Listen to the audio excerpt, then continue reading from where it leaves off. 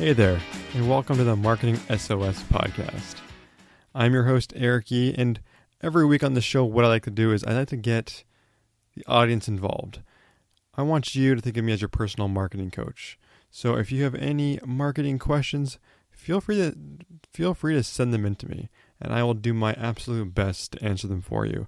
Whether you're a student, a marketer, or a small business owner that needs help, or just even a random question that might have to do with marketing, send it my way and it might make its way onto the show. This week, we have an email from a listener in the audience who is just graduating college and is wondering, how do you get those supposed entry-level jobs that require 5 or 8 years of experience? Does that make a lot of sense, employers? I mean, you want someone entry-level, but they need 10 years of experience and speak multiple languages. That person just might not exist. And if they do, they're probably looking for a different role besides an entry-level one. So in just a second, we will get to the email from Tim, and then I'll give you my advice.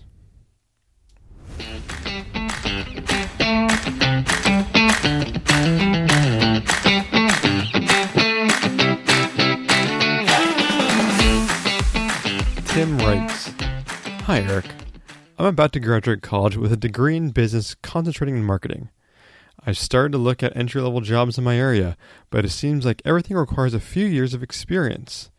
The only jobs that don't require experience look like they are door-to-door sales jobs selling scammy products. I was not able to get an internship or co-op placements while in school because I had to work a part-time job to put myself through college. How do I get one of these jobs even though I don't have any work experience in marketing?" Well, Tim, that is a great question, and one I struggled with myself when I was graduating university because I was in a similar boat. I didn't have internships or co-op placements behind me, but I have a few strategies that might help you out. So one, try applying for the jobs anyways. It can't hurt. You might get some practice writing your resume and tweaking your resume, and who knows, you might even land an interview and try to get some interview experience there. Another thing you can do is make your own experience. Take a look at the skills that those job postings are asking, and maybe try and get a hand in doing some of them. So for example, if they say they want 6 months or 1 year of social media experience, maybe building an audience, why don't you start trying to do that right now? Now I know you're thinking like, Eric, I don't have a product, I don't have my own company. How do I do that? Well, start an Instagram channel or some other, whatever social media you like that isn't personal to you. It's not branded to you. You could always do something like top soccer goals or something around a specific target and try to build an audience like that. So you could even do butterflies in the wild or one of those inspirational quote Instagram channels, pages, something like that, and just try to build an audience that way. Now, I'm not saying you're going to make money doing this or anything like that, but now you have something quantifiable that you can put on your resume and show to an employer. What would be even better is if whatever channel you build has more subscribers and more engagement than the company you're applying for, because that will always make them envious and look at you as a credible source to do that. Now, if it's not social media that they're looking for, you can go out and try to get some other experience too. If it's email marketing, newsletters that they want, you can create your own kind of portfolio. Go to MailChimp.com and you can start a free account. I think you get up to about 2,000 subscribers.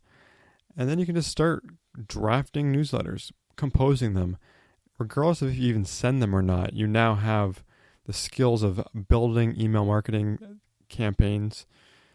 And then you have a physical, maybe not a physical, but at least a digital proof of concept that you can put in your portfolio and show to these other companies when you're going to apply to them.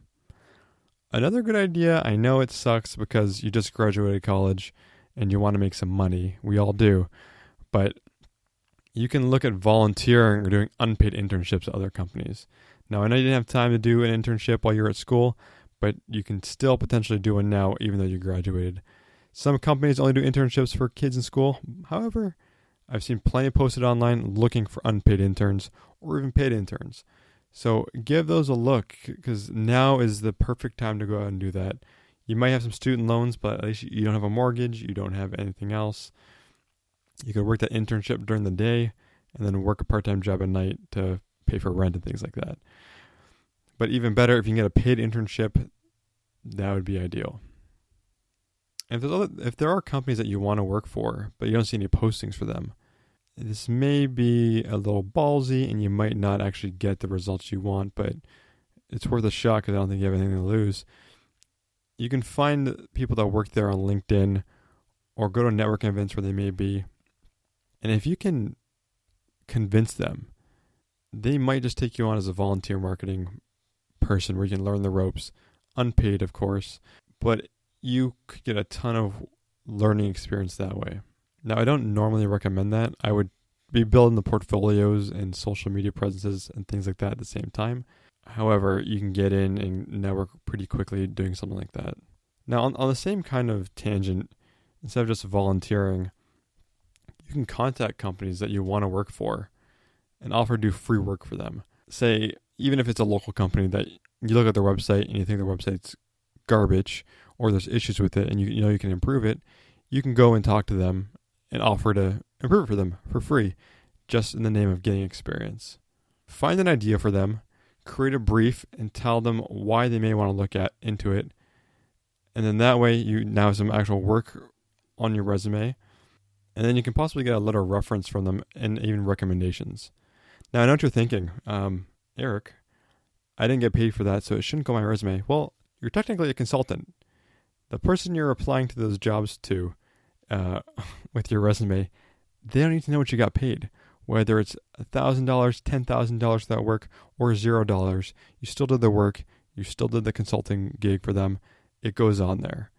And then now you have some stuff on your resume. Now, kind of going back to the social media and the email marketing samples before, you could potentially create your own company or even just your own website as a proof of concept to show you know what you're doing. All of this should be all about building up the skills to demonstrate that you know them. So if I was in your shoes, I would be doing all these things at once. I'd be trying to network with businesses in the area and offer to do free work for them and to get me some kind of recommendation or things to pad my resume with.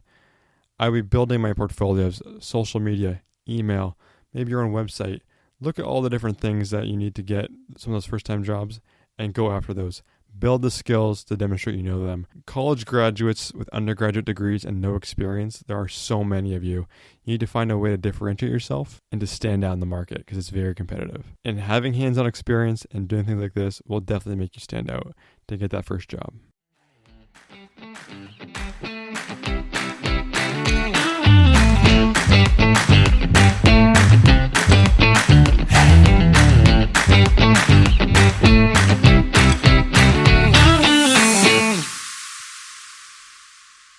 Tim, thank you so much for writing in this week and allowing me to answer your question here on the air. I really do appreciate it. And please, let us know how it goes. Please send me an email when you get that first job. And if you need more help, feel free to send another question in. And that goes for everyone listening as well. If you have any marketing questions that you need answered or just want a sounding board, feel free to send them to me. And I will do my absolute best to give you the best possible answer. Thank you so much for listening this week, everybody. And with that, I am signing off. Until next time.